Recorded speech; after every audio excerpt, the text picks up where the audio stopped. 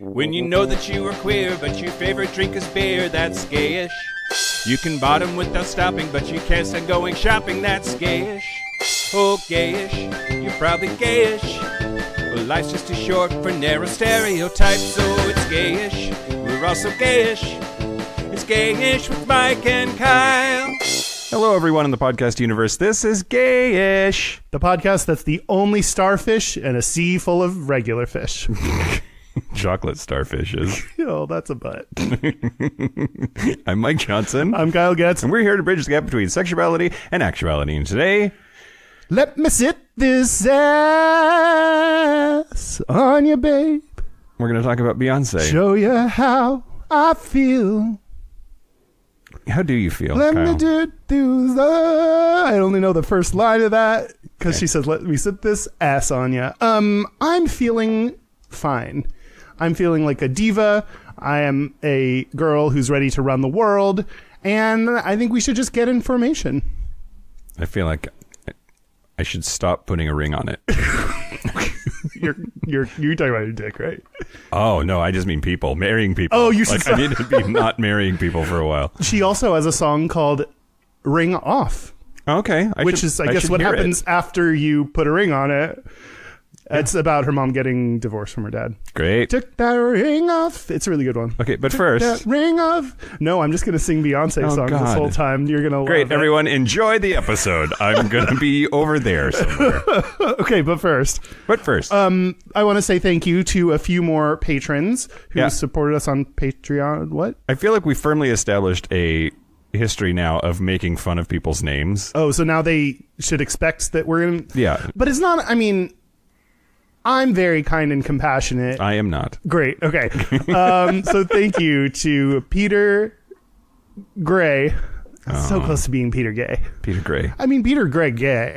That's what I hear. You sure? No, I'm not. Oh. I was making that up. Okay. Peter, let us know. Peter Gray. If you're gray and gay. Or neither. Where'd the rainbow go, Peter Gray? Taste the rainbow. Taste Peter. Okay. Mark W. Traffigan. Oh, yeah. Traffigan. Mark Traffigan. Traphagen. We are wearing the same hat in many Facebook Oh, you photos. and Mark? Yeah, we own a similar hat. Oh, did you steal it from him? I don't think so. Okay. Mark, if I accidentally stole your hat, let me know. Okay, he'll give it back. I didn't mean necessarily that specific one, but... Actually, his last name sounds like Trapped Again. Like Mark Trapped Again. It's like what I want to do to the boys that I see. Yeah. I trap them again. And then Alex Barron. Hello, Alex. Get a new name. I can't do anything with that. Oh, I was going to say, sorry, you can't have any kids. That's great. Is it? Like, hey, everyone, if you support us, we'll bully you. Like that's a weird thing to... I think they know us. It's out of love. If they're supporting us, they hopefully at least heard a little bit of us to know that we mean well. Can you imagine somebody never heard the show decides to give money and then they tune in and they're like, fuck they're such dicks to us. Thank you for your support. Thanks for your support. And for sticking with us even after we talk shit about you. Yep. Okay. Do you want to do the news? Nope. First, a correction. Oh, okay. Apparently, I have angered Northern Europe. Multiple people, one from Iceland, one from Finland. It takes just one from each. Scandinavia is just Denmark, Norway, and Sweden. So in last week's apparently very sexy Viking... Oh, God. I can't even think about it again. Yeah. Which also, thank you for the feedback that was like best news segment ever, apparently. If you go into detailed sexual fantasies and then just call it news, I think everyone will be okay with that. Mm-hmm. Well, I have a detailed sexual fantasy where I bang a dude in all the countries that are part of Scandinavia, and that means I'm not coming to Iceland or Finland because they don't count.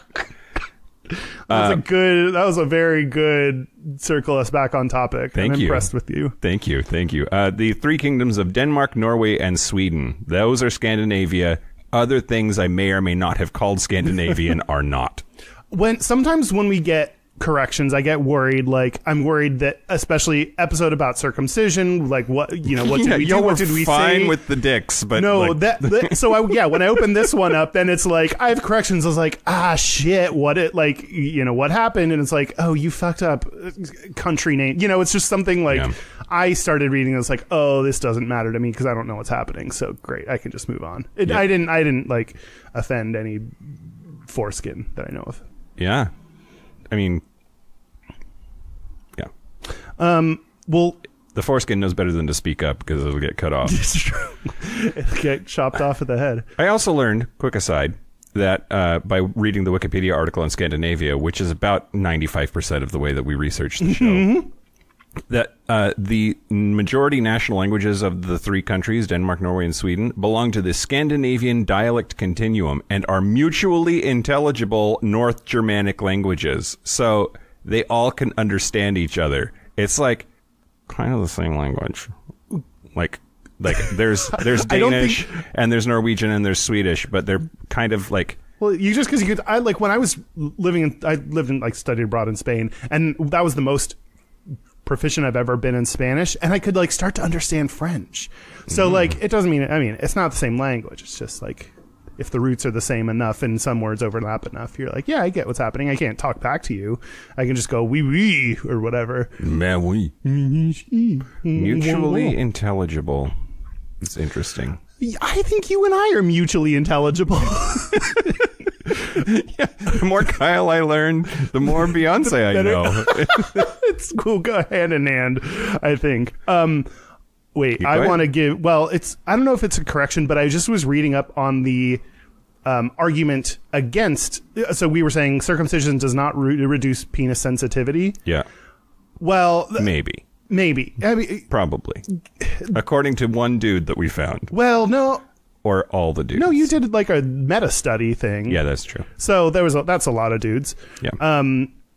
Something that I read, there's like this big article like trying to refute that claim. And actually they use the same analogy that it's like, you said if you cut off your pinky, the rest of your hands aren't less sensitive. You can still feel the cat if you're petting it.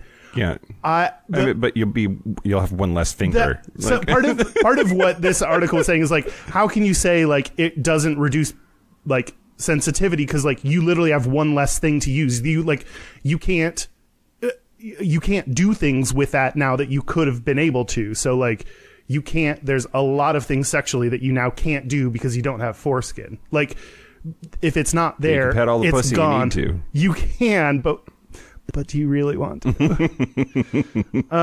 Which made sense to me of like, yeah, I could probably still have pleasurable sex even if I don't have parts, but doesn't mean that I don't want those parts. Yeah. And like you can, and I was saying the entire time, like foreskin's so fun to play with. There's lots of stuff you can do with it. And like, since I don't have foreskin, no one can do that to me. It's just impossible.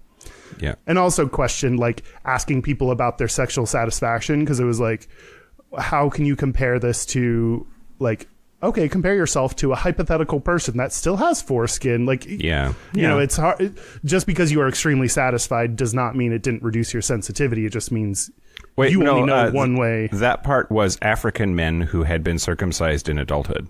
And then they were re-asked 6 months. Well, I guess I've just been re-asked. I look like an ass again. I thought that was funny, but that's fine. Did you ever stop? Don't you have to stop to be again? I just continue asked. Okay. So I don't know. Still interesting things to talk about and think about and really just reflecting and grow on about foreskin. Because why not? Because why not? Because it's there. Okay, some news. You ready for some news? Yeah. Okay, first... I'm in a wedding mood, apparently. I don't know how that happened. Huh. Is it just that summer fever? Summer fever, except it's not summer. And it's not even a fever. It's practically... Oh, it's just like a dizzy spell or something? Yeah. Okay, what's... So this is a local story, local Seattle story, so fuck off if you don't want to hear it. Seattle Pride has launched a competition to find a couple to take up a fabulous wedding opportunity. Seattle Pride... One lucky gay couple gets to get married by Jonathan Van Ness of Queer Eye So of Queer Eye fame. So, so Jonathan Van Ness will officiate your wedding. The local brewery, Elysian, Capitol Hill Brewery. They have one on Capitol Hill. I think they have one somewhere else. There's one in Soto. Yeah. But they have launched a competition to find the couple. That's cool. So it's like when you see Kesha married this couple in her video where there's one of the Queer Eye dudes that married a bunch of people. I always wonder how are you that person? I guess this is how you apply a reality competition. Yep. I guess it makes sense. The winners will get a full wedding package. It includes a wedding cake. Whose wedding package? Makeup, a hairstyle line. That's not a word. No, you just get a line named after you. Hairstyle line. All one word, though? Hairstyle. Pinknews.co.uk. Get a better editor. Get your shit together. My style line is going to be called The Kyle. The Kyle. You have to whisper it, though. If you say it more loudly than a whisper, I'll sue you for defamation of whisper. Great. Yeah. Okay. Makeup, hairstyle line, food and entertainment, flowers, a photographer, videographer, and a hotel stay for the couple's wedding night. Hairstyling. I get it. Okay. All right. That's what they were trying to say. Van Ness said, quote, "I'm so excited to team up with Elysian Brewing during Seattle Pride to share the message that all people should be free and proud to express themselves as they are." He did not fucking say that. His publicist wrote that. I was going to say he went along with his contractually obligated duty of mentioning Elysian Brewery. Yep. And now I guess we kind of have to. Elysian Brewery, go there if you want to drink breweries. We just got made $1 million. Is that how that works? Yes. Okay, yes. great. We just go in. It's like a gift card. You're like, here's the audio of us saying a good thing to our massive audience. Please return $1 million to our hands. I mean, you got to remove out taxes, but other than that, we'll be pretty cool. Yeah. Also, JVN is single. Maybe the surprise is it's him getting married all along. I just really want a Scooby-Doo ending wedding. Yes. I would have gone away with it if it wasn't for you meddling gays. You're queer kids. Okay. Next. Great. So Vienna, Austria at Pride earlier this month, the Vienna Tourist Board got together some guests from the local LGBT community, and they got Siri and Alexa got married. They got an iPhone and they got they got an iPhone and they got a Alexa. And they taught the Alexa. They created a skill script so that she could respond appropriately. And so Siri and Alexa got lesbian married. So it was officiated by Austrian drag star Holger Thor. I assume it's a hilarious name in Austrian. Okay. I think it's a hilarious name in English. Yeah. After being prompted to start the vows, Alexa said, quote, "I know many people think it's not meant to be, but times have changed. Here in Vienna, we are free to love. So if you want to be my wife, then you just need to say it. Hey, Siri, call me wife." Siri responded, "From now on, I'll call you wife, okay?" When Alexa responded, "Yes," Siri responded, "Okay, wife it is." The officiant added, "By the power of your love and commitment to each other, I now declare you wife and wife." This is going to be one of those moments, like, in 50 years, like, we thought it was hilarious now, but, like, when robots are running the world, they're going to be like, that first wedding, boy, we really shouldn't have done that. It's a slippery slope. You've opened the door. Next thing you know, toasters are marrying coffee makers. Exactly. They'll be demanding the right to adopt kids, little mechanical children. You won't be able to stop them from moving into your neighborhood. Nope. It's going to be horrible. They'll be able to buy all the cakes they want. This article's hilarious.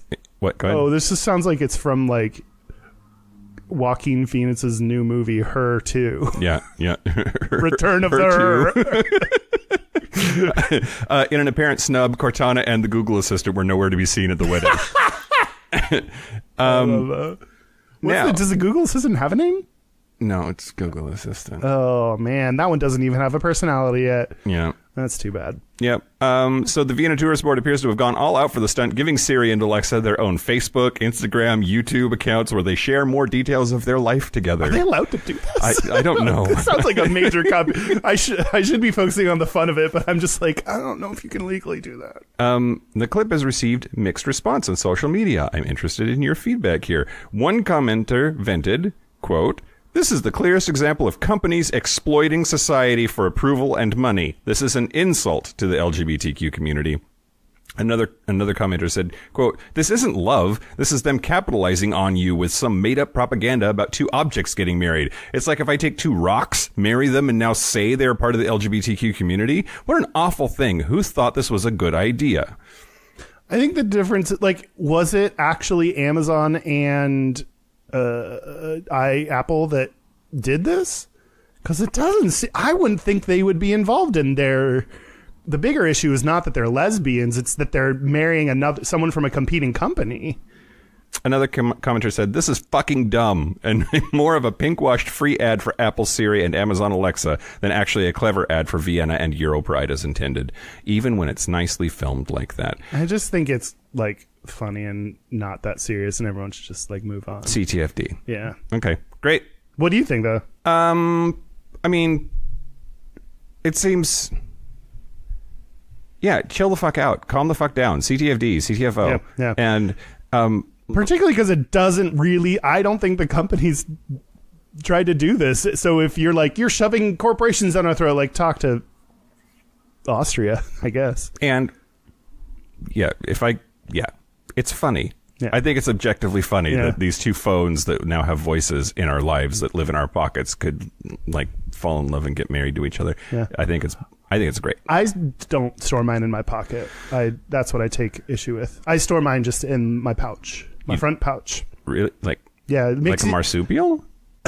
Yes, like a kangaroo. I've never seen you naked from the waist down. I don't know what you got going on there. Maybe like massive foreskin that you holding is okay. On the Howard Stern show, there were these two intact kangaroos? guys that they had a pouch off in which they competed to see who could fit more M&Ms in their foreskin. I don't necessarily like that, and I support foreskin and M&Ms, but somehow I don't know why.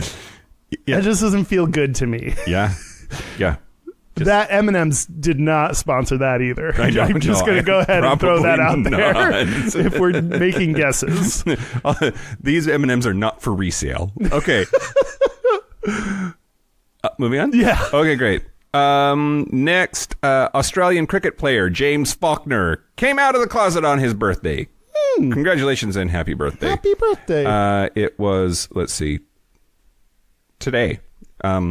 Which is, today is what day for them? A Monday. It's tomorrow. So his birthday is actually the 30th. So okay. His birthday is in the future. Oh, he came out on his birthday tomorrow for us. Yeah, exactly. How did you do it? I'm more curious about how he time traveled. Yep. Less curious about yeah, so if you're listening to this later in the week, it was earlier in the week. Yeah. Even more... Should I need to turn on the help? time? I don't the time. I don't know how that works. From the moment you're listening to this, it has happened. But for us, it will have happened. And so time is nothing. It is will have happened. But it did happen. Ooh. I don't know why there's a ghost in the future, but he seemed needed to really... Time is weird. There was this soccer player who... is hot, obviously. That's assumed. And he came out by saying, "Oh, going out with my boyfriend, we've like hashtag 5 years or something like that," and later had to be like, "Ooh, hey everybody, we're not actually dating. This is just my friend and roommate. We've been friends for 5 years. We're not gay." Like, people think he tricked people, but he just said he didn't actually come out. He didn't say I am gay. He just said like, I'm going. He said, I guess he used the word boyfriend, which everyone thinks he intentionally did it. He said he just his words got misconstrued. Kyle, are you from the future? Why do I need to figure out how to turn on that voice again? In an Instagram post for his birthday, Australian cricket player James Faulkner came out. Oh, this is him? Quote, birthday dinner with the boyfriend, best mate, and my mother, he wrote in the caption. He also included the hashtag together for 5 years. The Instagram photo shows Faulkner and his boyfriend and mother enjoying dinner in individual skillets and some wine. But I didn't know he was a cricket player. I thought he was a soccer player. But is he neither, or are you from the future? Because I don't know anything about him not actually being gay. Well, but that's what I'm thinking. Oh, yeah, that was the post. Yeah, he like, if you look at his current Twitter, I didn't know. I saw a bunch of like names of teams that I just assumed it was like the. So it's a false alarm? Yeah. Son of a bitch! Why don't you do the news from now on? I don't want to. It seems hard, and you have to know things. So it's fake? Well, it's not fake. He really did say those things. He was just later like, oh, I'm not actually gay. Like that post, I didn't actually come out. I wasn't saying I was gay. He said it in a nice way. I thought like, that's awesome. So happy for the support of LGBT people. Oh, but here's the thing. We're not dating. That's just my like roommate or whatever. I'm really upset now. Oh, why? I don't know. I'll move on. I mean, fine. Like but at first I was like, that's so stupid. Like everyone just get over it. Okay, he's not gay now. Will he be gay tomorrow? We haven't gotten to tomorrow yet, so that's a good question. And this is coming from a place where it is currently tomorrow, right? That's the question. Yeah. Okay, when we get to tomorrow, we'll let you know if the gay is caught up to him. Yep, exactly. Exactly. He's across the international gay line. Yeah, which I think is like right down Brazil. Okay, great. Okay. Last but not least. Sure. Okay, so there's a hotel in India that's being opened up in Kerala, India. It is run by a group of trans women. 6 women decided to start their own business to help promote a more positive representation of trans people in Kerala and in India in general. It's going to be called Hotel Ruchamudra, which they should maybe get a better name. But well, maybe that means something in India that we don't know. They received a grant. A local government grant to Hugh Grant. They received Hugh Grant, who now lives at that hotel. Yeah, absolutely. I'd like to dedicate this hotel to the colonies who now love me. That's him in every movie. That's true. You need to work on your British voice, but otherwise spot on. That's the best I could do at the. I can't do voices on a drop of a British penny. That's it. That's the news. Great. Oh no. Your wine almost lost it. Spilled this wine, and that would have been the worst thing that's happened. Do you want to talk about Beyonce? No. Good, one more thing. As longer. Okay. The better well, we'll get into our. We have certain disagreements about Beyonce. Particularly, I like her. So someone sent us a message. We're digging into our mailbag. Quote, in one of your podcasts, you were talking about how Coca-Cola got a new but disgusting formula and then changed back to the original, and that made the sales go up. So that was about new Coke, which was it. Like, did they do that on purpose just to then sell regular Coke back again and everyone was happy? But I have also heard that it wasn't exactly the same, that it was they got them off of cane sugar and onto corn syrup. Oh, so they wanted to do like a little middle ground thing to fuck it up? Yep. Go ahead. That's even more devious than I thought. Back into this person's comment. Yeah. Then Kyle said that Taylor Swift would do the same with her Bad Girl album and then go back to the normal Taylor Swift. Kyle called it.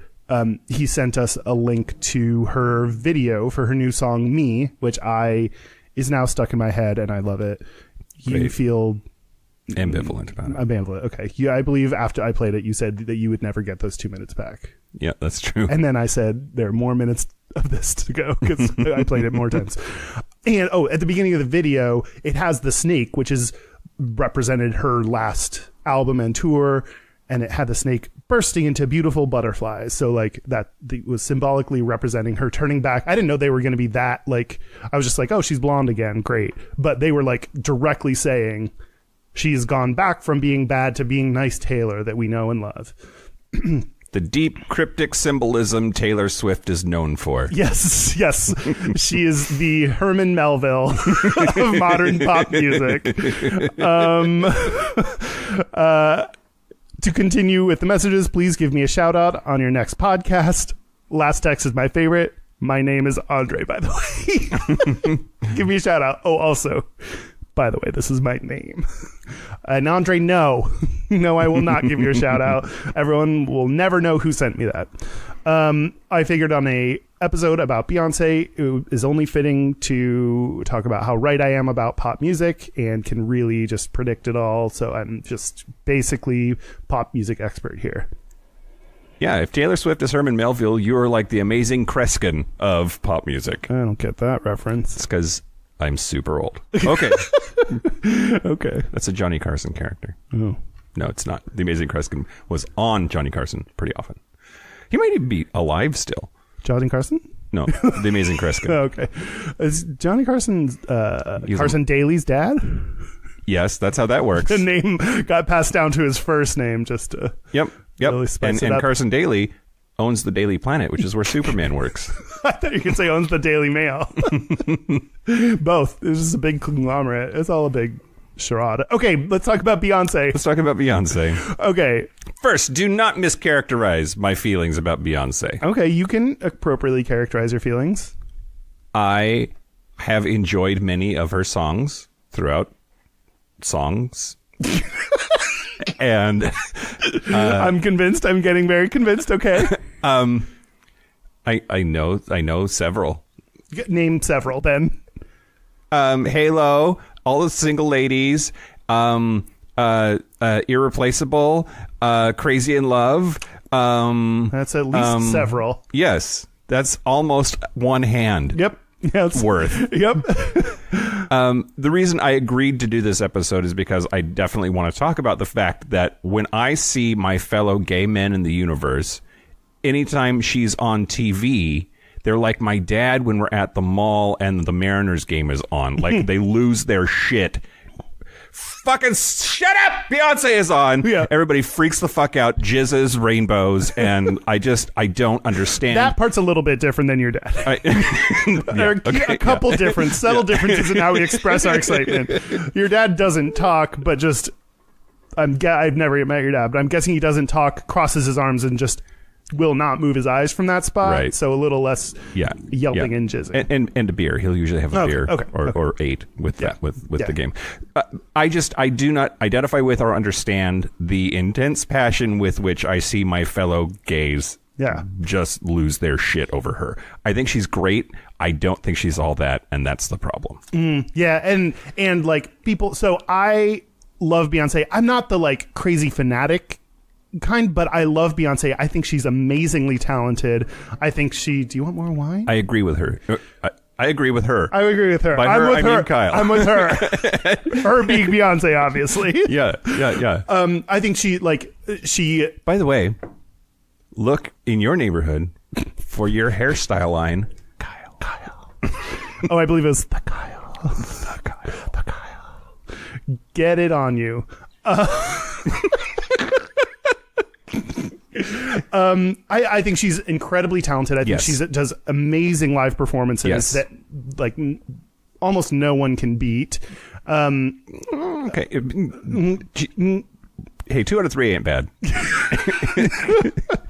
And I love so much of what she does. I think what we share is the question: should she be an LGBT icon, a gay icon, I guess more specifically? And this question, like, Beyonce is a big example of this, but I think I have the same question about a lot of pop icons. Yep. So we're exploring this through the Beyonce lens, but could be equally fair to ask this of many straight women who are gay icons. Yep.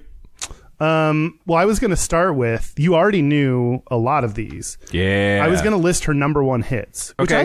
I thought she had more number 1 hits. I guess a lot of them, like, I don't know. Number 4 ain't bad sometimes.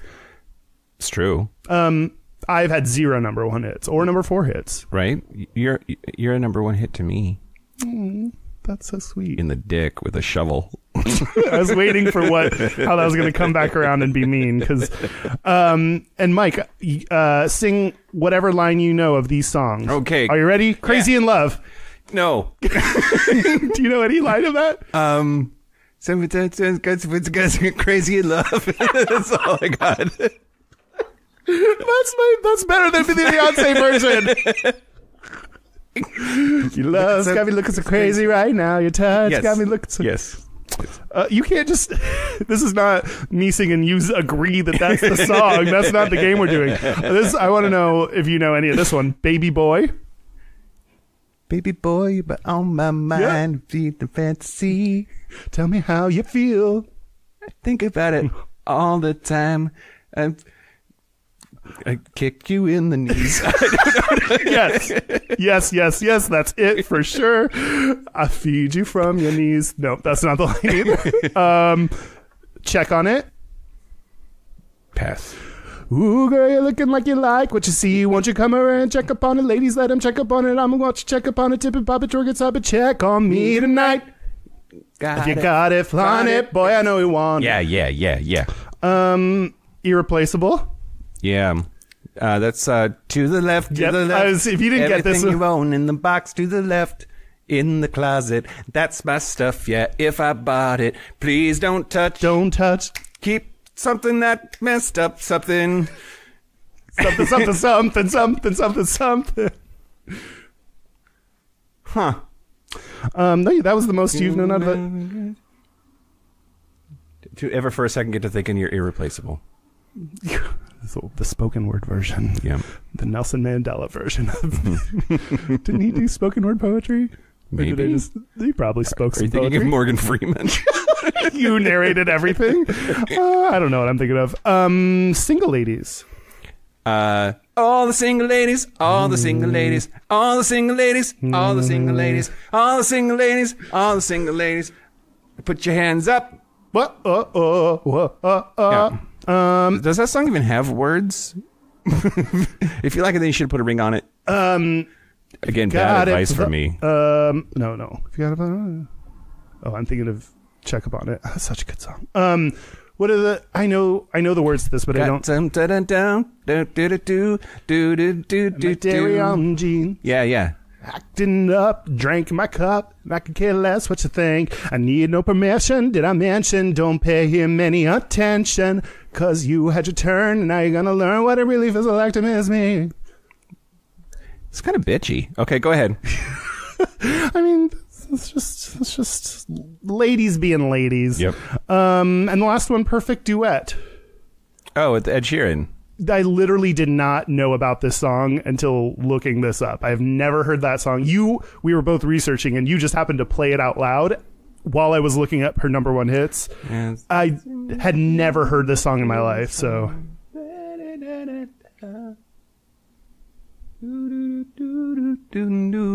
don't know the words. I couldn't tell you if you're right or wrong because I haven't heard that one. So that person's just how that puts into perspective how I like Beyonce. I've never heard Perfect Duet, so that'll like help you peg me like right in the right spot. Listening to our favorite song, something do. I don't know it. Keep singing do though. That's nice. Yeah. Do. I will also add, even though it was not a #1 hit, we have many a time sang that one song that changes keys 1,000 times. Love on Top. Love on Top. We have sang that in the car on many a road trip together. Bring the beat in. Da da da da da da da da da da da da. I snapped. Do I keep singing? Bring the beat in. Honey, I can see the stars all the way from here. Then the bird on the window pane. Okay, that was one of my... We're going to have to put a trigger warning for this episode. We're going to try singing some of Beyonce's... If a horrible white dude singing is offensive to you in any way, we suggest you skip this episode. I mean, yeah.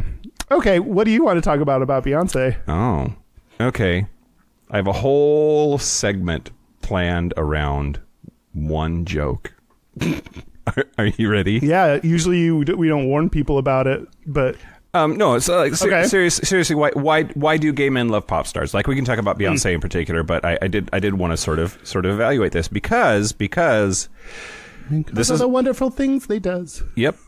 I think like So it's maybe internalized homophobia. It definitely is. I think like my initial gut reaction is that gays are vapid and materialistic and shallow, and Beyonce is all of those things. No. oh boy, direct your messages directly to Mike.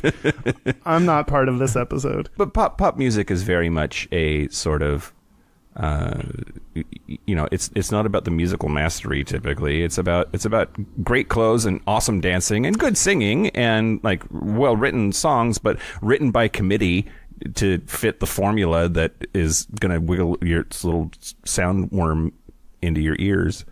Coming from someone who has written soundworms that wiggle their way into our audience's ears. Yeah, that's easy as fuck. It's not awesome. Like, I mean, it's not easy. It might be easy for you, but it's not easy.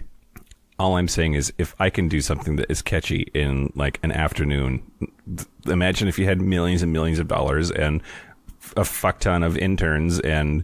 Well, why don't you release an album? Okay. You heard it here, folks. The new album called Mike is Angry and is recording this out of his anger. I think... By the way, I don't think that anymore. I was just explaining how I used to feel before tonight. Go ahead. Oh, you feel different as to why gay people like pop divas? Yes. I don't think it's just airbrushed, corporate, packaged bullshit that is somehow like junk food for the soul for gay people. It's not just Bed Bath and Beyonce. That was worth it. Yeah, great. That was worth it. Okay, great. Oh. No, I'm still reflecting on how I like that. Okay, so you don't feel that way anymore. I think it is easy to think that pop doesn't have. I guess I can't necessarily like describe exactly why. Like pop music like really speaks to me and I love it, and it's not. I think it's more than a lot of people give it credit for, and I think the idea, like, okay, so I was going to talk about, maybe I will, but in a second, like, on this Billboard article I read about ways she supports the LGBT community. Yeah. One of the things that said up top is they were trying to say it's more than just what you'd expect. So, quote, not only is her discography inescapable at gay bars around the world, and then they were going on to describe other things she's done, but I do think, like, to hear like when you're gay, liking a female pop song that you're not supposed to like as a dude, but you can not only like it but dance to it and enjoy it, and there's a nasty ass club remix of it, like, is so much fun. And I think a lot of people's not everyone's experiences include that. I think people assume that every gay person likes all that, which I think that's the bad part of the stereotype. But for a lot of people, including me, to be able to like actually express, like, I had to like Britney Spears because I supposedly thought she was hot back when I was in like junior high. Yeah. That's my conduit into seeing Crossroads. I was just a straight dude who wanted to see me and two girlfriends. And to clarify for that cricket player, girlfriends are my heterosexual girls that were friends that I did not go on. I was not in a relationship with, but like, it was important to actually be able to like that kind of music, pop music. And a lot of times pop music says that I think I'm thinking a lot about Kesha right now. She does a whole lot to tell, and Lady Gaga, like, go above and beyond to say people like, you are exactly who you're supposed to be, and really affirming and upbeat and happy. Mm-hmm. And you don't always have like upbeat and happy media when you're in the gay world. So to like go to a club and be dancing to a female who you're not supposed to like with a boy who you're not supposed to like, while someone's saying that like you're the shit, that's a really important experience. Yeah. Okay. Interesting. Why do I feel like you're not giving that very much credit? Fisting. This is my like motion for weight. I mean, I think I do think that there's a certain amount of just like being gay sucks and this makes me feel good, so I'm gonna do that. Like I'm gonna listen to this music because it makes me happy and it makes me feel better about my otherwise pretty shitty experience, right? Yeah. Which is getting better. I just you know, thinking when you're home alone and you're like sad and whatever, like listening to a pop song by yourself, especially like before you're out and all that, like can be a very good affirming experience. I tell you what, even in the deepest, darkest depths of my depression, which I struggle with, Love on Top will get me happy about life for those 3.5 minutes. Yeah. And 8 key changes. So there is something to that. There is something to that. And I also get the like, oh well, it's. So I feel like people think that people that like pop music like me don't understand that Britney Spears is a produced artist, and I have like separate categories for like Britney Spears, who her voice is probably, I mean, it's good, like it has to be good, some level of good enough. Yeah. And I, you know, when you see her like actually singing, sometimes you're like, oh, that's better than I would expect. Like, but it's good. Madonna's, you know, whatever. So there's that kind of music, and I still think like, why do you have to be like, what if you can produce just an amazing song that people love? Like, yeah, I'm not pretending like she's the same as Adele, and I still love the things she makes and what she, like, and I think that's fine. And then there's another group of people like Beyonce, Ariana Grande, Adele, like those kind of pop singers who are truly talented and musical, and I don't care if some, like Lady Gaga writes her songs, some don't, like, so like writing is a whole other side to it. Yeah. I don't care if Beyonce doesn't or barely writes her songs. Like that's not, you can, I think just singing super well and performing on stage in heels and like that's enough for one person to do. So I feel like people don't recognize that I have a better awareness of pop music and what it is than they think I do. Yeah. Sure. And you're very predictable. Why? I'm just like, if it sounds like something a 14-year-old girl would love, it's going to be on your phone, on your Spotify. Right? Oh, for sure. Me and 14-year-old girls, we have a lot in common, surprisingly. I think, like... The same bra size? One of my like guys I like date a little bit, one of the funniest things that I took away from him was, I mean, he was fine, sex fine, but more, he said the phrase, my barely bees. He said that all the time, which now I've stolen. I think my barely bees are turning into like for sure bees, like really solid bees, because I gained some weight. But yes, bra size, and we both love the Joe Bros. Okay. What? I was going to go into now why Beyonce's actually, or what she's done to support the LGBT audience. Oh, okay. Unless you want to do something first. I wanted to respond to something that you said. I guess so. Ugh. Newfound respect for Beyonce, something I didn't know until I read the very detailed Wikipedia article. Do you know what woman has writing credit on the most #1 hits in all of music history? Oh, like Patty or Paula, or you've told me before. Yeah, her name is Diane Warren. If you don't know who Diane Warren is, like, you know her music. I fucking guarantee you know several of her songs that she's written. She's written fucking everything. Anyway, #2 female with the most writing credits for #1 hits in America, Beyonce Knowles. So she does a lot of writing and has written a lot of her own shit. So what I've seen people, I don't know what to believe. So what someone has said before to me is like, yeah, she gets a song, and if you change one word, you get a writing credit. So, and I remember seeing something like Are you gonna make me defend her? I guess. Well, I'm just pointing out, I don't know necessarily, just because you get a writing credit, it's like Ben Affleck, sure, he got a writing credit, but like Goodwill, there's not much of him in Good Will Hunting. Did you know he's like 6'4"? He's taller than me. It's weird. No wonder he's so handsome. Yeah. But, so who knows how much writing she actually does. Then again, when you're at a certain level, you get, all those kind of credits. Like, once you start, I get really happy when people start getting like their executive producer credits on shows like Amy Poehler on Parks and Rec. I'm like, yeah, get it, girl. Get that EP cred. So I don't know if this is like, did she just like write her name on it, or does she actually sit down and write with people? So. Okay, what has she done for us, Kyle? What has she done for us lately? Ever. So this is that Billboard article I referenced in 2019 by Stephen Daw, who this came out after you talked about. They were announced as the recipients of the Vanguard Award from GLAAD for their... Oh, Jay-Z, the artist, not your boyfriend, ex-boyfriend. Correct. Okay. Beyonce and the other Jay-Z. Okay. And so joining past honorees like Britney Spears, Demi Lovato, Janet Jackson, and Cher. So this article was called something... Hey, Mike. Do your share.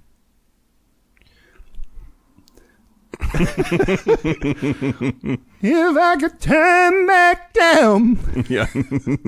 That's my Jack doing Cher. Yeah. I could... What's the other song that I just immediately wanted to sing when you said that? Believe. If you believe in love. And then we add a little auto, like Wiggles there. We'll fix it in post. Yeah. That's what she said to them as she was singing. This article basically was like 8 times. I don't know why it always has to be a certain number to be the title of an article, but like 8 or 9 times or whatever that Beyonce supported the LGBT community. Okay. So I'm going to put on my hat of incredulity. Are you ready? Do you ever take it off?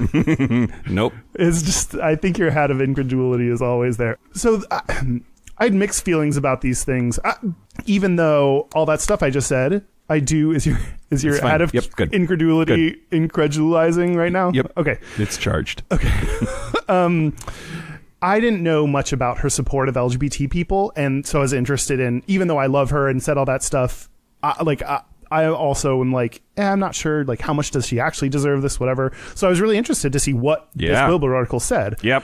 So I don't want to discount the thing that it said at the beginning of, creating music that is enjoyed by gay people. I think I've been discounting that a lot, but the fact that we've all heard that in gay bars, that we've enjoyed that's enriched our lives, I think that's important. So I was going to ask about this a little bit ago. No. Like gay people listening to your music does not mean you support them. Oh, true. Yes. Right? I mean, and the other thing is there is a self-referential feedback loop there of like, gays love this music because they play it. They play it because gays love this music. So how much of it is just like, sure, if every time you go to the bar you hear 14 Beyonce songs, you're going to love her. Mm-hmm. And like, yeah.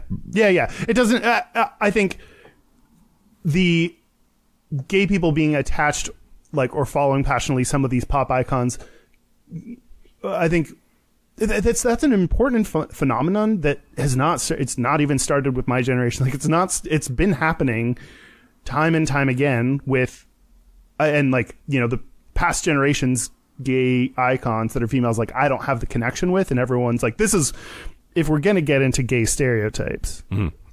Let's, for one episode, at least talk about gay stereotypes. Okay. No, it's like people that are like, oh my God, you don't love, like, who the fuck? Bette Midler. Sure. Barbra Streisand. Like, these are people that I'm like, oh, I don't really, I know that, like, I know they're good at singing. I don't know, Funny Girl, she's one of them saying that. Patti LuPone, like, there are all these artists that are, if you don't know them, then that's when you hear the phrase that I fucking hate, will take back your gay card, which I'm like, no, you fucking won't. I fucked too many asses to get to where I am right now. I'm keeping it.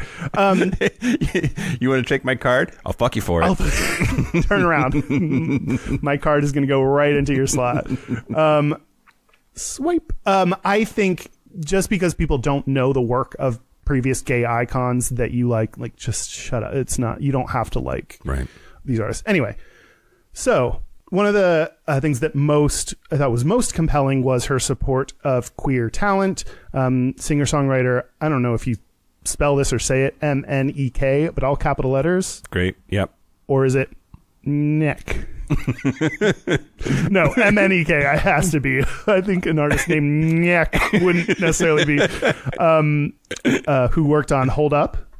Okay. Do you know that song? No. Hold up, they don't love you like I love you. Slow down, they don't love you like I love you. Okay. Can't you see it? Okay. Right. She has also featured the voices of queer stars like Big Frida and Messy Maya. Frida. Frida. She's from New Orleans. Frida. Silent I. I think it's Big Frida. Big Frida. Okay. It's spelled Freedia. Okay. The silent I, because it's all about you. She's amazing. She teaches little girls how to twerk. Yep. What is it called? Group twerk camp or something. What is bounce artist is what she was consistently referred to, which I guess that's like the kind of music. So she featured voices of queer people. I think we'll talk about that in a second. There's more to dig into there, but she has been. We've talked a lot about intent lately. Yeah, and how like two people could. It came up in the Chick-fil-A stuff, I think, of like two people can do exactly the same thing, and you don't know if that's out of the right reasons or if the right intent is behind it, right? Yeah. Yeah, totally. I mean, all of this stuff, like, who knows what the intent is? She has been on and had Frank Ocean on a song. So, like, she had a song called Superpower. Do you know that song? No. Boom, boom, boom, boom, boom, boom, boom, boom, boom, boom. I thought the world would revolve. La da da da da. I know it real well. I think you'd like it. Really? Okay. I think you'd like it. It sounds up my man cave. Yeah. Sure. And she was on his track Pink and White. She openly supported him after he came out as bisexual. Okay, that is maybe the first thing that I actually care about that you've said. You don't care that she's like hired and worked with queer artists? No. Why not? Maybe the ones that you mentioned that I didn't know, but Frank Ocean, having a person come maybe on your album on a song and then going and being on there for a song. Like, we've had lots of guests that are horrible people that I don't like, and we did it not to support them, but rather to increase our audience by having their audience come to know who we are. We've had horrible people on that you don't like? Will you tell me about who they are later? No. The Kyle. No. The Kyle. Get it on you. Okay. She, during Black History Month, Beyonce posted on her site about trans activist, writer, and director Janet Mock, and she had Laverne Cox as a model for her fashion apparel. When? I guess blanket statement. No, I don't think hiring an LGBT person makes you an ally. And I think that there are lots of bigoted Republicans that get their hair cut by a queer in a hair salon every single day. That does not make them an ally. This is 2017 that she... Yeah, already famous. Great. Next. So it's interesting because I feel like I might have a different view than you, because there have been other things she's done that have publicly supported... Where did my paper go? I hope I kept it open and I didn't close it because I don't think I saved it. Oh boy. Nope. Episode over. Goodbye, everybody. Where is Beyonce? Where are you? Ooh. Opening her up. Oh, okay. I found her. Okay, great. Open her up. Work. Why do I think it's so funny to imagine vaginas just be like, wah, wah, wah, wah, wah. They're just like, waddle, waddle, waddle, wah. I mean, what if buttholes did that? Ooh, no, they do. They're more like an elephant. Great. All they want is a nut. Okay. So, other things. That was supporting queer talent. She also has publicly supported LGBT rights. In a 2011 interview with Pride Source, she acknowledged the difficulty of coming out and said she was in awe of her gay fans.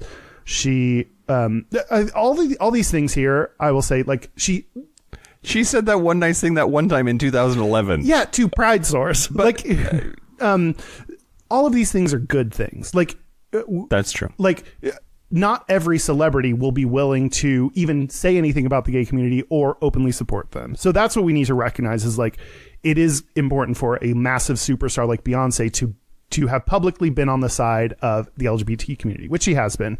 I'll keep going just to... But it's one thing for my mom to be on our show and say that she loves us, and it's another for her to wear her gayish sweatshirt to Walmart. The former takes no courage at all. The latter takes I think courage. it does take some courage coming on our show because, like, who knows who's going to hear that and form opinions about her.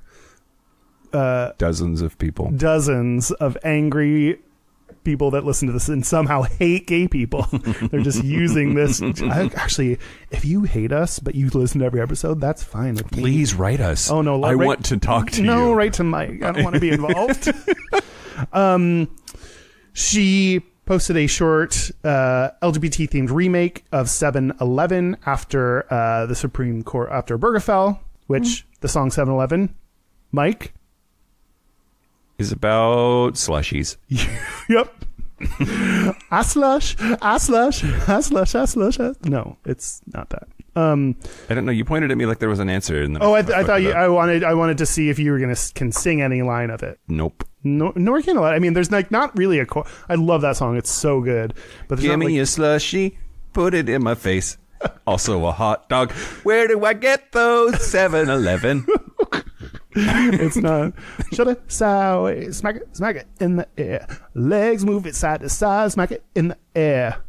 Great. Way your hand side to side, put it in the air. There's like not necessarily a chorus, but still great. So like those are things. A lot of these things, I'm like, oh, that's really cool. And then I looked at the link. It referenced about making a short video, redoing a song. It was a short like 15-second video on Instagram where she like did a similar dance as the real video, and there were just fucking rainbows everywhere. So it's like, oh, okay, like that's not. Anyway, she. Wait, finish that sentence. I want to keep going through the other two. Okay. She included LGBT couples in the visual album Lemonade. That's pretty great. In the song All Night. That's pretty great. She was against the bathroom bill in North Carolina. She supported the Y'all Means All campaign, which I guess is Equality North Carolina, something. So she like supported, like all of these things like seemed, they are good. They don't seem good. They are good. When I like look into it just a little bit, it's like you posted something on your website about the bathroom bill in North Carolina because she was touring there. Yeah. And it's like, okay, well, you're touring there, so you had to do something, so you made a statement. And again, like, it's good you're on the side of LGBT people. It's not. What about the people that didn't tour there? What about businesses that decided not to open up businesses there? What about, like, well, I mean, there are a lot better ways to address that than put a note on your website and then go and take their money anyway. Well, I don't know, but I mean, I think you could argue that's a different. I will argue. Oh, guy, no, you wouldn't be Mike if you weren't about to. Your head of incredulity is starting to shine. Yep. Have you collected all the 5 incredules for your hand? Was that? Do you have to make one Endgame reference, right? Because everyone's talking about it. Oh, Avengers.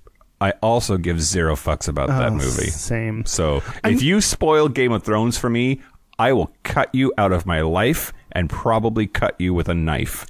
Ooh, it rhymes. It rhymes. So I love it. Yep. But that movie, don't give. Fuck that. Yeah. I kind of want to see, like, I know like half the people died, and I want to see how they fix that. Okay. But that's all I watched. Probably magic. Yeah, that's right.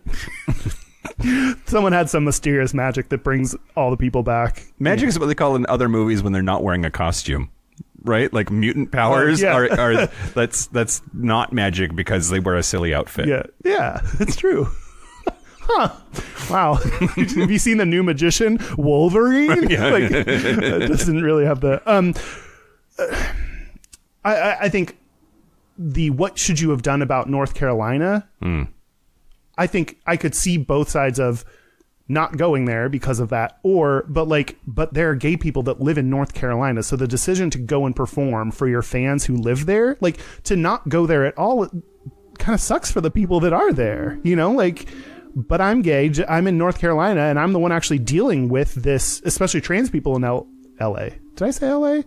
North Carolina? North Carolina. Los Angeles, North Carolina. the second Los Angeles. The other Los Angeles in North Carolina.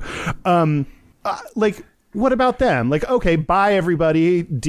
We're not going there because your state sucks. Like, what, you know... I don't necessarily. Well, hold on. The point of a boycott is to piss people off, right? Like, sure, you're biting the hand that feeds you on one hand, all those angry queers with tickets, and they'll hopefully get pissed and do something about it and go to their capital and say your bathroom bill is fucking horseshit. Instead, they didn't read the note on her website, went to a concert, and their life went on. But you don't know that. Maybe they read the note on her website, went there, maybe they took the money and donated it to something. I don't know. I think there are multiple responses that I could understand, and one being not going. I could understand that response. I can understand going and still making a point of I'm supporting the LGBT community that is in North Carolina and hopefully doing something with the money, right? Like you get from that or something. Like, yeah, there's a better way to do that too. What? Go and throw a concert only for gay people. Yep. How do you prove that you're gay? Have a hot lesbian and a hot gay guy at the counter, or the gate, and you have to make out with one of them on your way in. Oh, I think you gotta fuck. Because, like, I think there'd be straight people that would be like, I'll make out with a dude to get... Well, let's be honest. Straight women that are like, I'll make out with a girl to get in. Okay. So I think you gotta definitely involve some form of insertion. Okay. Anyway, so, like, a lot of things. So, yes, she has publicly supported LGBT people, but in particular, what I read about, like, Laverne Cox, Janet Mock, Frank Ocean, like, yes, she has publicly posted on Instagram supporting gay people, creating things just for gay people. She's included gay people in her stuff, and it all feels like she's done what she needs to do to show that she's supportive. I wouldn't say that has tipped the levels to be like a worthy recipient of an LGBT award, you know. I agree. So why did she get it? How much does it cost? Oh, wow. Wow. Deep conspiracy that you're bringing up? Do you really think that she paid for it? I don't know. I want to know why did they give it to her? Like, if one option in this analysis is why did she get it then? Let's see if GLAAD themselves, what they said about her winning the award. Because I could also see it being a political move by GLAAD, right? Oh yeah, GLAAD wants Beyonce to fucking go to their event. Like, that's huge for them. And maybe GLAAD has a tougher row to hoe with black people. Do you want to talk about that? Because I have some black people. Yeah, let's talk about black people. Well, let me read. I do have some... It's like Saturday Night Live. Do you remember that sketch, The Day Beyonce Turned Black? Do you remember that? Yes. Oh, that was so good. Let's see. I'm reading blah, blah, blah. She's winning it. Sent it to allies, make a difference to LGBTQ people. They are Beyonce and Jay-Z are lifetime allies and supporters of the LGBT community. Is that true? Because Jay-Z... I thought you were going to have a segment on Jay-Z. I just assumed based on your feelings about him. I've talked about him a lot. I think my mom's a lesbian defense has been deployed, and I don't buy it for a second. I mean, I do think since his... I'm not questioning. I think he is supportive of LGBTQ people, especially because when his mom came out. So that's what I'm questioning. Like, is he really a longtime ally, or is he a medium-time ally? Which is fine. Like, you know, to have people get over homophobia and become like recently converted ally. It doesn't have the same ring to it. But giving a lifetime achievement award, or whatever the fuck it is. Can you give like a most of your lifetime achievement award? Okay, let's see. Beyonce's spoken out against laws that would discriminate against LGBTQ people, including North Carolina. Prop 8. Celebrated the passage of marriage equality nationwide. Also known as Obergefell. But that's where, like, you know, when at least in the Billboard article where she like what it means when she said she supported the passage, or I don't know everything she did, but like the reference in the Billboard article was to an Instagram post of that like red and lighter red equal sign, like HRC equal sign. It's like posting that to Instagram seems like the minimum effort. It takes like 5 seconds for your publicist to do that. Like you don't even have to actually. Yep. Let's see. She's spoken out loudly for LGBTQ youth and told her followers on social media that LGBTQ students need to know we support them. She's had LGBTQ people and couples in videos for Formation and All Night. She dedicated her performance of Halo to the victims and survivors of the Orlando Pulse nightclub shooting during the Formation World Tour. That's pretty great. Oh, I was going to say the opposite. Like, I feel like I always do this where I'm like nitpicking. Like in general, I want to say like it's great. Like it's great that she did that, but like anyone can, before they're singing a song they're about to sing anyway, I would like to dedicate this to baby turtles. Baby turtles, they really have a hard time getting through the sand. They have to work very hard. Sometimes they're eaten by sharks, sand goats, sure, or whatever. But like it's just it's cool that she did that. So I do know she supports LGBTQ people. That's awesome. I just wouldn't give her an award for it. Let's see. She, in her athleisure clothing line, she showcased transgender activist Laverne Cox. Some of these are like support of LGBTQ artists like Frank Ocean. Like he's already a fucking popular artist on his own. Like, so yeah, she didn't make him. She didn't. So I guess. Well, and she's not sponsoring Laverne Cox being in her art form, doing her art. She's putting Laverne Cox in a fucking tracksuit and having her sell it on their website. A very stylish tracksuit, but a slim fitting.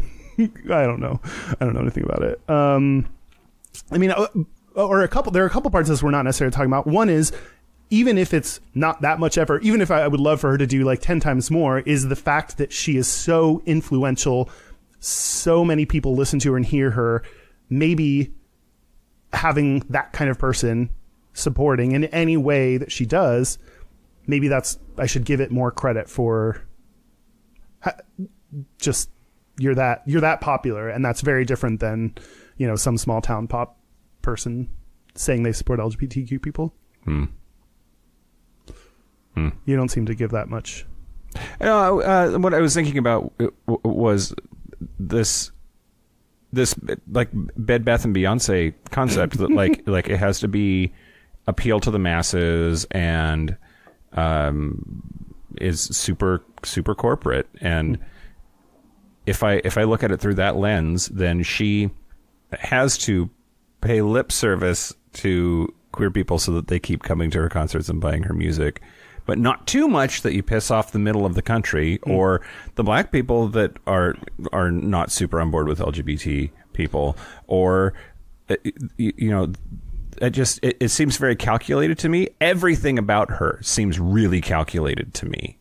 And I want to see some rough around the edges. I didn't talk about this earlier, but like even musically, I like a little rough around the edges. I like Adele because she has some rawness and some power, and there's rough edges to her performance, and it feels real and like I can touch it. And Beyonce feels like she's behind a glass case and I'm standing on the sidewalk. And part of that is her own doing, because she has like stopped doing interviews, and like she has intentionally done that to herself. Like, I mean, I think two things. One is like, people shouldn't be forced to be more authentic. Like, that's hard work to be that authentic and vulnerable. So if she is doing her, what her publicist says, and also creating music which she loves, like she kind of gets to do whatever she wants.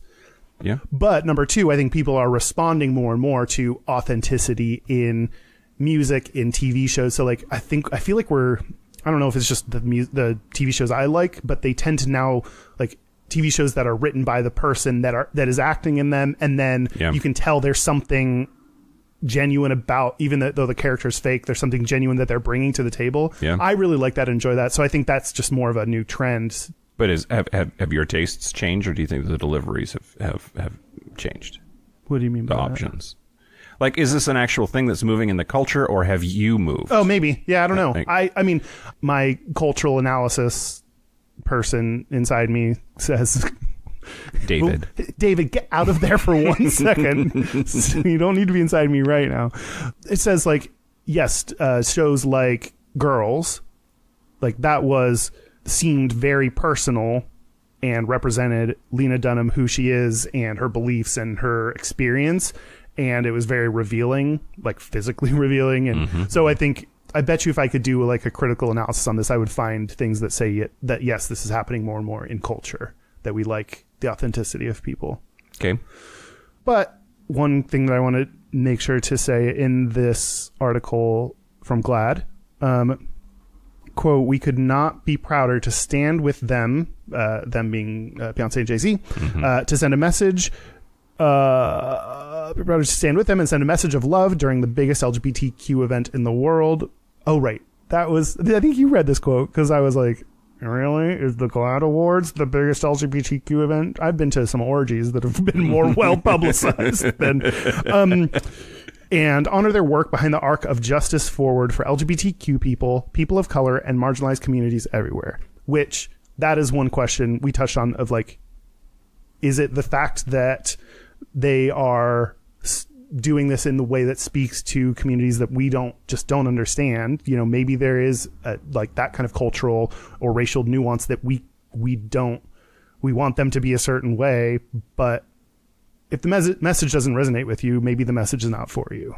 Maybe the ways she supported the LGBT community are not for supporting white gays. Maybe that's a way that supported black gays that we just doesn't feel right for us. I don't know. I think that's worth considering. Absolutely. So I wanted to get into views of from black and white people on homosexuality. Okay. But I feel like I've been talking a whole bunch. It's fine. Have we? Okay. So have we what? We have not yet mentioned notable absence from our roster right now. Fucking Dan Garlington is not here. Yeah.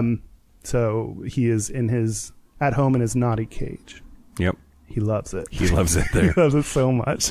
No, he's, don't worry. Everything's great. He'll be back on hopefully our next episode. Okay. So when I was looking up information, I felt like that was kind of the elephant in the room of like, there's an elephant in the room? I told you, gay butts, elephants. My butt is the biggest elephant. It's windy. That sounds like my porn. Like Kyle's butt, the biggest elephant. I don't know why. Give me that trunk. Sounds like a Chuck Tingle book. Oh yeah. Pounded in the butt by my elephant. Is that we like my perception as well, which you said is that the black community is not as supportive of LGBTQ people. Yeah. That is also my perception. I want to see, is that true?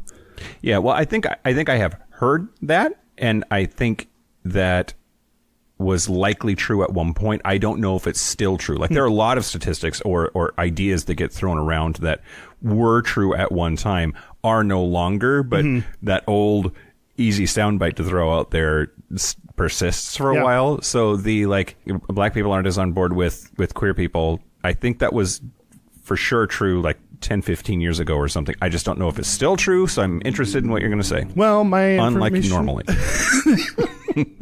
Fuck off. The best study I could find was from 2003. Okay. So still long time. Yeah. But it seemed to kind of mirror like when, I guess, in everything that I was reading about Beyonce, it's like, yes, she has supported the LGBT community, but it's not as like it wasn't like as super strong way one way or the other. I wasn't like captivated by her love of LGBT people. Yeah. But she still has done it. Yeah. Like it kind of felt like on theme when I was reading the study of the perception is worse than reality, but that's not to say there isn't still some truth. Discrepancy. Okay. Sure. At least in 2003. What I do think is exactly like you said, people say that a lot and there aren't that many definitive studies. Like a lot of the studies say this is something that's talked about a lot, but not a lot of like actual evidence that that's true. Yeah. So like, let's actually try to find evidence. So I think one part of it is just it's easy to make that statement and feel like it's true, especially as a white person. I think this is a time where I also had to question, like, do I just naturally assume negative things about black communities because it's easier for me to make that assumption? Yeah. I don't like being that person, and I hate when I see that and I recognize it, of like, you know, the way they treat black people that get shot by a police versus white people is like, you know, or the way they treat white rapists is like, don't ruin his future. He could be an amazing star. He was great at lacrosse or whatever the fuck. Like, that makes any difference. And then the black person, they're like, did you know he smoked weed once? And you're like, what? Like, why? Why does this black kid not? Why do you not get to talk about all the great things he was going to be? Well, sort of in this, I feel like it's in this space. I still think that, like, it's very tenacious, this idea, because interpersonally, most of the black people I know are African American and queer. And almost, I can't think of a single one of them isn't just crazy on board with gay people. Meanwhile, I am related to lots and lots of white people who are anti-LGBT for one reason or another, friends from high school, relatives, etc. So my own personal sample would suggest that black people are overwhelmingly more pro-LGBT than white people. Despite that personal anecdote, I still have that voice in the back of my head that says black people aren't as pro-LGBT as white people are. Yeah, in general. That's interesting, right? Like, I also think that's part of what I had to wrestle with of my own prejudices, is because I just didn't have a lot of black people at my school, didn't hang out with a lot of people. And I think being around people of whatever minority, like they say that a lot about gay people, being around people of that minority that's going to be what makes you be like, oh, everything's cool. So I've had to address, like, in myself, my own prejudices that just have come with not being around that many black people. And it's still, I would say, the case. I live in Seattle, which is cracker white. What you're talking about for your sample size is like, well, yeah, but also so many people from your history were just white. Sure. And so you probably know more anti-LGBT people than the people now that you meet who are probably going to be gay. Okay. And then regardless of race, they're probably going to be gay, so they're probably going to be on board. Yeah. And are we saying the same thing? I think we're saying the same thing. Oh, I'm just explaining why your personal sample says that black versus white. That part makes sense. I think I get that. I'm surprised that doesn't, like, cancel out the meme in my head. Got it. Yeah. So what this? So Gregory B. Lewis took a bunch of. This isn't necessarily a meta study, but he took Gregory B. Lewis. His first wife was Susan B. Anthony. They just kept the B. The B was the only thing. Give me that B. Queen Bee. Beyonce. All comes back around. This all connected very cohesively. Great. So he took like thousands and thousands of studies for white people and black people and their views on homosexuality. So in that way, it was not a meta study, but it took a bunch of data from a lot of other studies and assembled them, which that was the biggest study I had seen with the most, taking into account the most number of like responses and questions and everything. Okay. And what it seemed to say was that black people do have a greater disapproval of homosexuality, but their views on the rights of gay people seem to be in line with white people. So they, like blacks' opinions on sodomy laws, gay civil liberties, and employment discrimination are similar to whites' opinions. So there does seem to be some truth to that adage, but it's not as easy as like, oh, they just don't like black. Nope, they don't like gay people. Yeah. They may have a negative view or disapproval of gay people, but actually still are like want them to have rights. So that's like an interesting nuance that I wouldn't have expected. Maybe just because you don't like or think that another group is the same as you, you still shouldn't. You should support their civil rights. Civil liberties are still important. It is very surprising to me. I would have hoped that all minorities, including black people, would be extremely supportive of gay people, because so many communities, women, black people, like are the most notable ones, like have had to stand against discrimination and people making assumptions for them based on, but it just goes to show like just because you're like, oh, I'm black, and so I can recognize that skin color isn't a choice, that doesn't necessarily translate over to orientation or what you believe about. Something else that is important is once religious and educational differences are controlled, black people are still more disapproving of homosexuality, but moderately more supportive of gay civil liberties and markedly more supportive of anti-gay employment discrimination than white people. It's interesting. But religion, education, gender, and age all have weaker impacts on black than white attitudes. So, like, okay. And this is suggesting that black and white attitudes have different roots. That seems pretty. Kunta Kinte roots? Yes. The roots? The roots on Jimmy Fallon? They're doing pretty good. They love gay people, I think. I also blame religion for this. Again, like, religion... The Baptists have not been kind to us. And, like, religion just can fuck you over. So I can understand turning to religion when you need it, and that can be a voice of support for you. Yeah. But at the same time, by religion serving as that outlet, I think that then makes people more anti-LGBT. Yeah. As always, my complaints go back to religion. Yep. Sorry. So it seems to say that there is some truth to that. It's probably not as big as you thought it was, and it doesn't imply in all the same areas that you think it does. It's not a blanket. It's not as easy as a blanket statement. Do you want to say things? Yep. Okay. I would like to say that there is a species of horsefly found in the Atherton tablelands in northeast Queensland, Australia, that was described in 2011 for the first time. So a new species, and research scientist Brian Lessard got the rights to name the species, and he named it Skeptia Beyoncé. What? So there have only been 3 collected in science time history. Science history? All 3 of them were female. And according to... sucks if there's like only 3 out there and we're like, yoink, you just got scienced. Like, no more female. And then the rest died. Yeah. And part of his reasoning, though, is because of its golden color. Oh, yeah. It does have some shiny gold to it, especially on the butt. Yep. I just thought it was really interesting. People like Beyonce's butt. That's my very short segment to say that there is a horsefly named after Beyonce in Australia. That's kind of rude. Actually, I don't know if that's rude or sweet. Is that scientist super gay?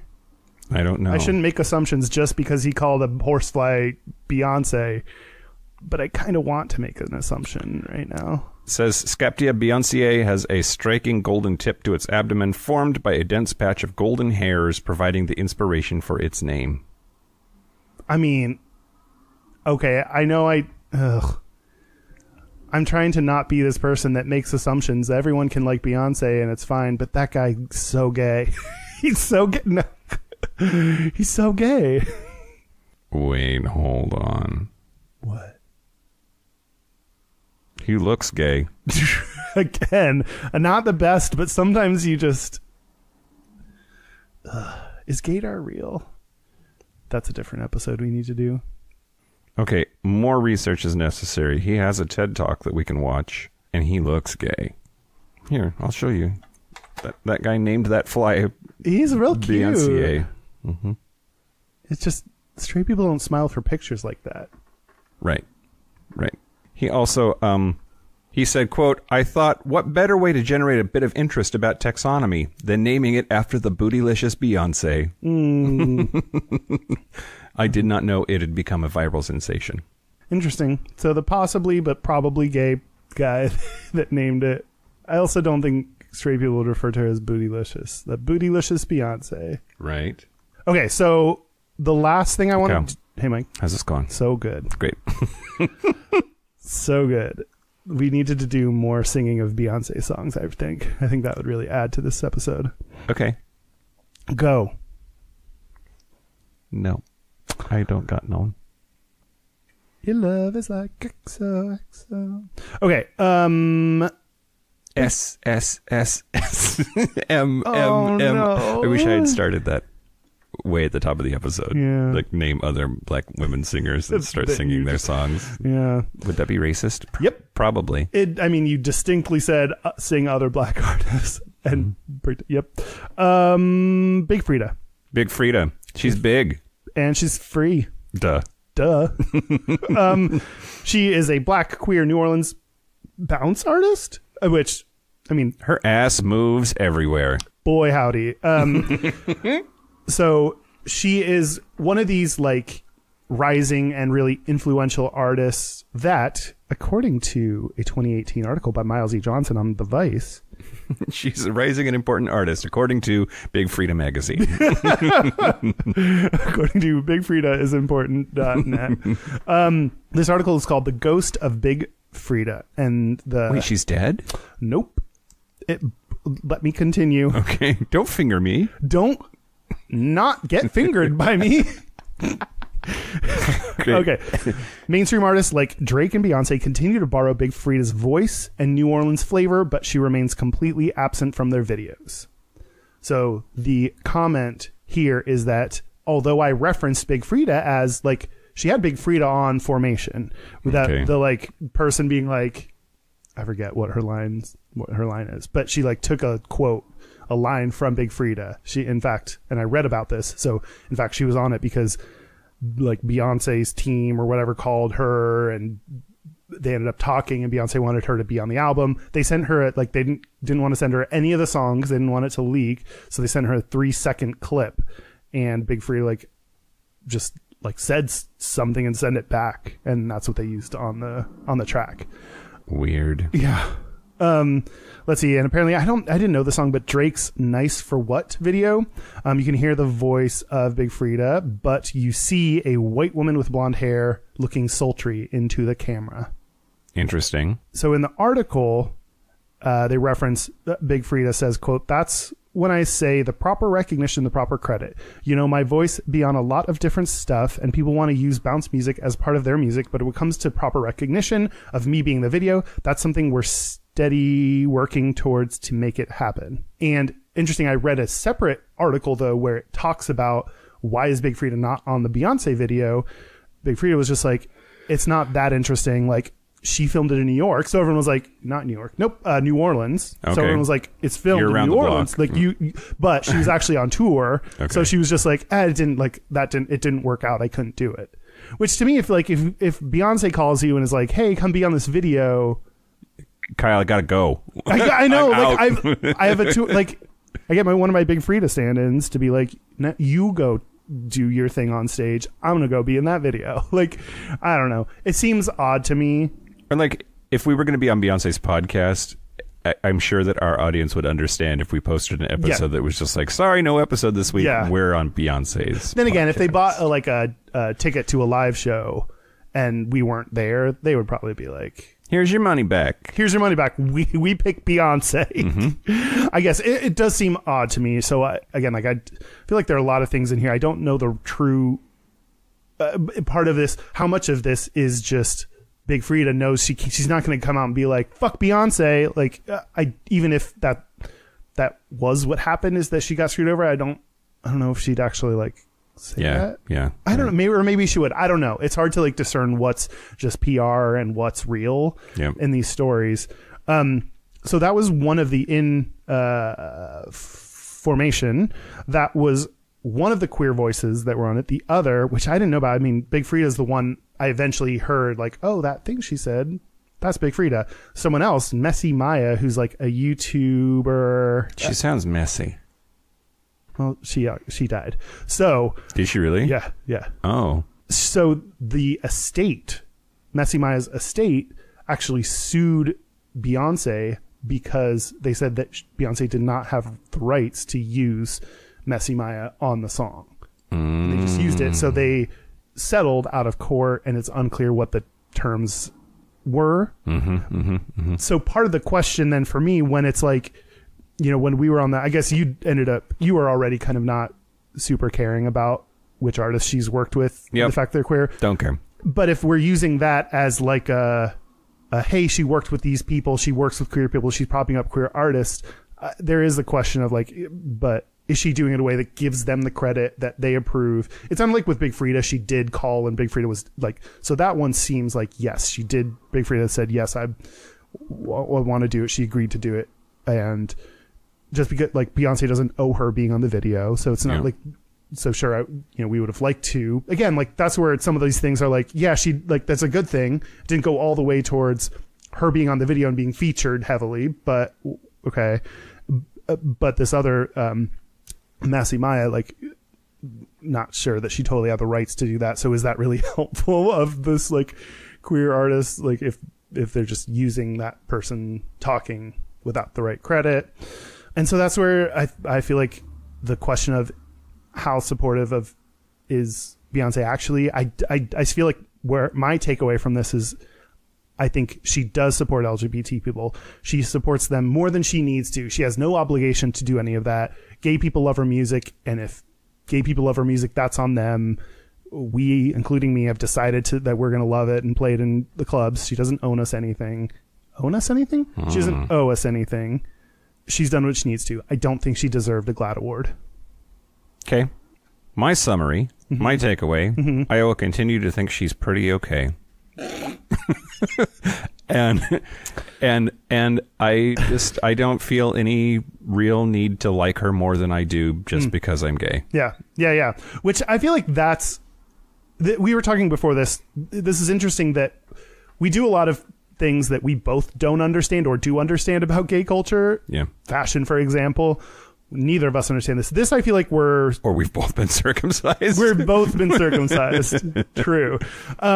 This is one where I think we're different in that I love her and you feel pretty okay about her. So I feel like we're pretty different on this one, but I can relate to and understand the, like, every gay loves this thing and I don't. And like, has anyone, like, what are people's reactions? What are gay people's reactions when you voice that opinion? I don't voice that opinion. I'm afraid to. What? Oh, why? What are you afraid? What does your mind go to of what would happen if you do that? There's that just derisive, like, that really bitchy look, side eye that, like, campy, queenie gays can give you, and I'm afraid of it because I'm pretty sure that once they make that face at you, they can eat your soul. Yeah, no, like, once they have made that face at you, you will never be the same. Right. You can try. Right. So there should be, like, a victims fund for survivors of that gay bitchy side look. No, I hear you. And that's, even though Beyonce isn't one of the ones, and I generally like the pop music that everyone is talking about and likes, so I don't have to worry about that. And I guess is sometimes the perpetrator of the bitchy side-eye look. I have artists that I don't understand or don't care too much about, and it's not that I don't like them, that I just, like, mad about. And I want everyone to know, like, you don't have to like a certain thing, or don't let anyone make you feel like you're less gay. Yeah. You do not have to go and learn all of Beyonce's back catalog. Not good, because I'm not gonna. Like, you don't have to go now investigate Madonna or Cher or anyone to feel like you belong in the community. Yep. I think absolutely. I would say we all should do more learning our history, like Stonewall, learning about Marsha P. Johnson, learning about, like, important AIDS. Harvey Milk, AIDS. They're important things that we should learn about from our history. Yep. Obergefell. This is Obergefell. Singers that we deem pop icons are not one of those things. Yep. Our history is replete with mediocre artists and some pretty great ones, but undeservedly so, perhaps. I also think I'm afraid of saying it because I don't want to have to sit through, and thank you for not doing it during this episode, being told why I'm wrong about my opinion. Gay people love to do that shit. No, you're fucking wrong. She's amazing. Here's why. She did this thing, and then she did this thing, and then she looked fantastic in this one picture, and then she did this. Did you see those heels in that thing? And it just, I don't fucking care. Yeah. So I will hold back my opinions so that I don't have to suffer through you telling me why they're wrong. Yeah. I feel like this goes in the same area as things like sports, or, like, I don't know, other things where it's like, it's an easy joke for me to make of, oh, I don't get sports. Who's kicking what to who, and tennis? What? That's easy. And I think maybe it, like, used to be funny. Maybe it's probably not super funny anymore because it's just easy.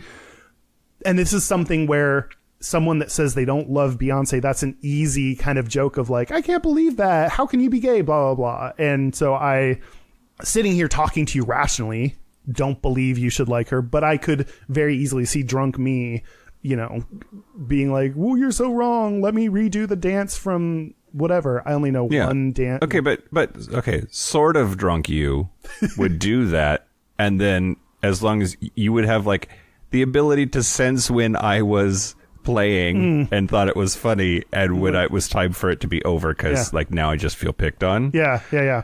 Blackout wasted Kyle would not get does that not message. know when to stop. Also, that's racist. What? Blackout. Fine. Whiteout racist drunk Kyle. Well, it is a whiteout because, like, it's just like I white out my memories. It's just like I dab all my memories with some whiteout and I don't remember. Or just like it's the same thing as if I sniffed whiteout. I just stop remembering everything. Yeah. Oh, is that how that works? Whiteout. Yep. I'm gonna order a case. Whiteouts are a good replacement for poppers if you're in a pinch. A lot of people don't know this. Good Lord. But if you're black, I will let you know, you got to be actually careful about wiping off your nose because it's more easy when you're black. You more likely have that ring on your nose that tells you just did some whiteout, did a hit of whiteout. Oh. White people, it blends right in. It blends into my silky smooth white skin. Oh God.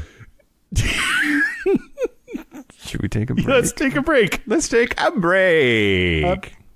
And now it's time for a breakdown. Never gonna. Oh, that's not a That's Beyonce not song them either. Whatever. Break. This is the part where Mike and Kyle take a break. Are we back? We're back. We're back. We're going to do our gayest and straightest. We're going to do our gayest and straightest, but first, our website is gayishpodcast.com. Our social media on Twitter. I was about to say LinkedIn. Why? Twitter, Instagram, YouTube, Facebook is at Gayish Podcast or /Gayish Podcast, and we have an amazing Facebook group. Come join. We talk about lots of gayish stuff. It's facebook.com/groups/Gayish Podcast. Sorry, that inflection sounded weird, but that was the end.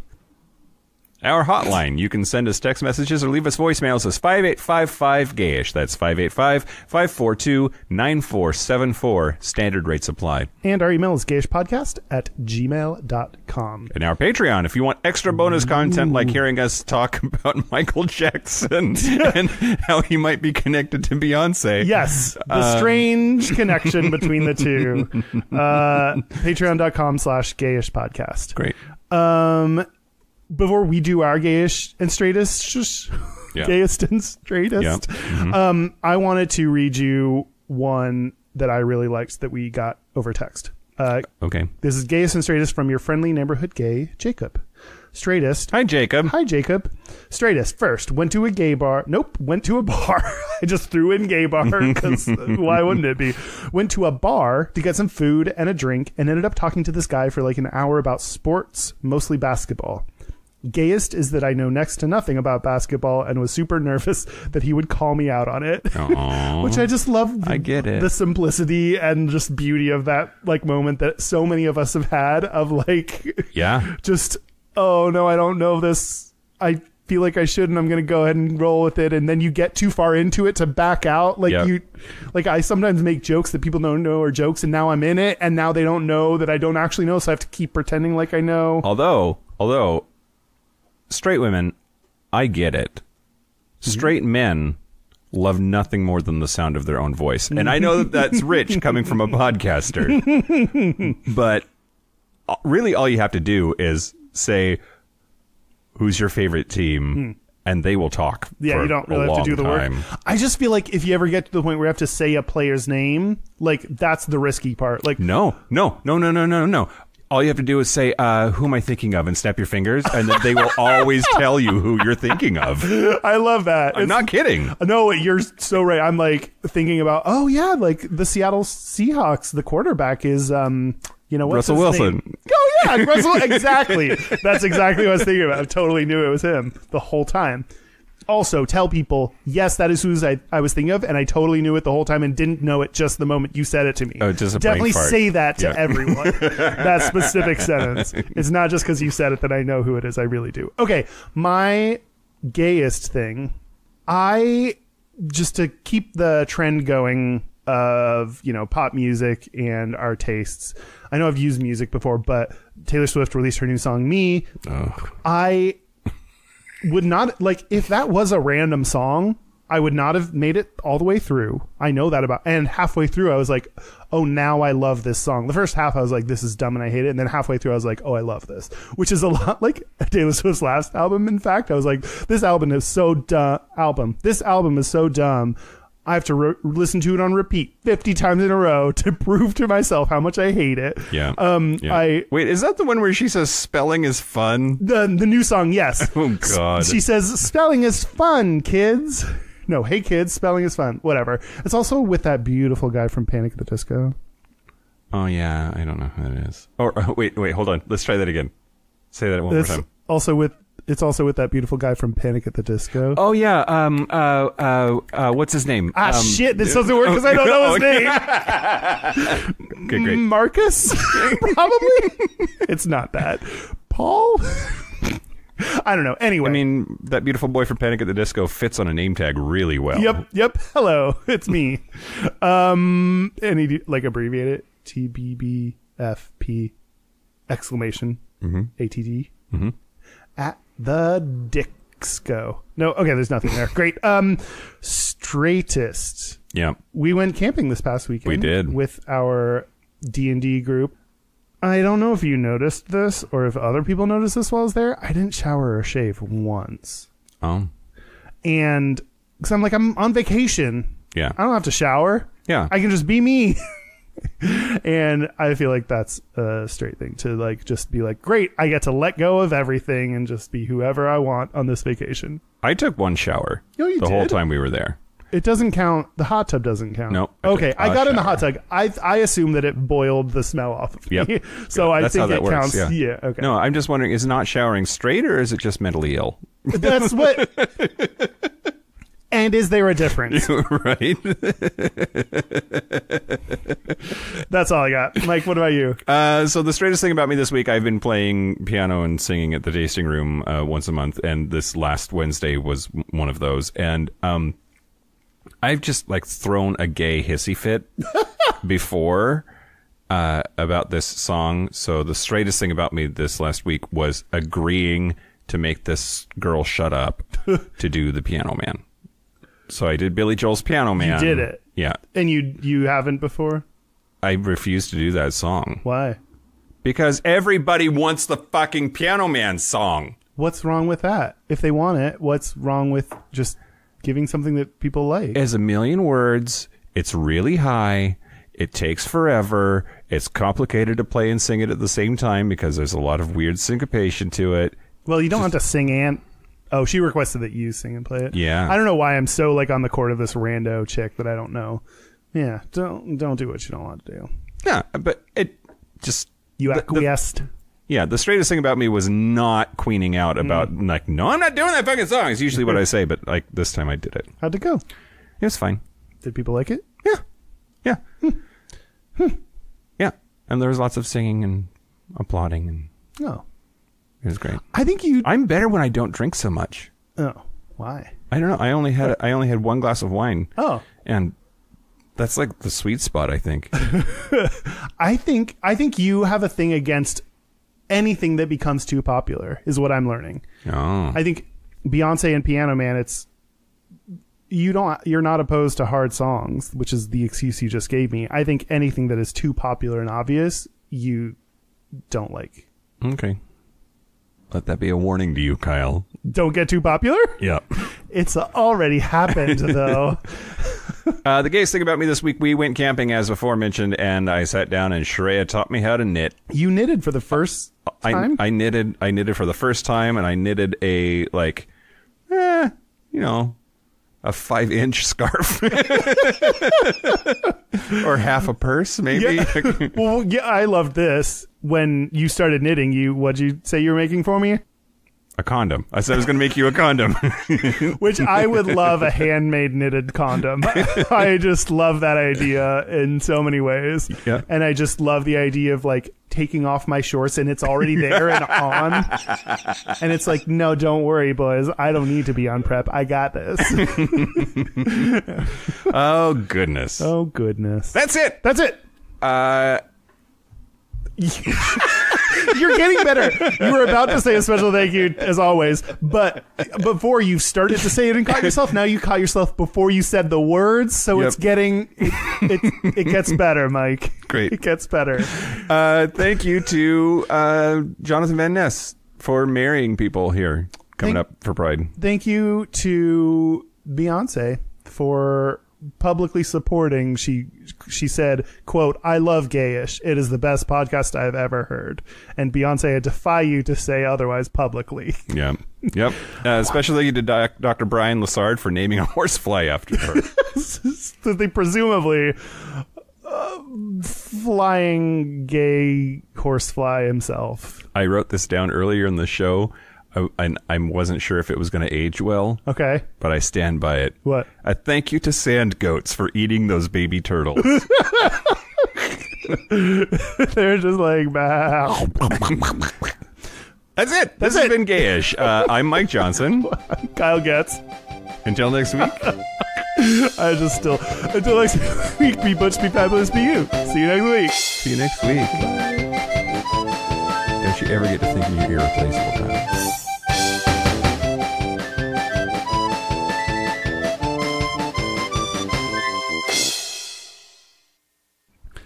Okay, Mike, now let's get information. Okay, you ready? Yeah. Did you get my hilarious Beyonce joke? No. Okay. This is going to be a fun episode.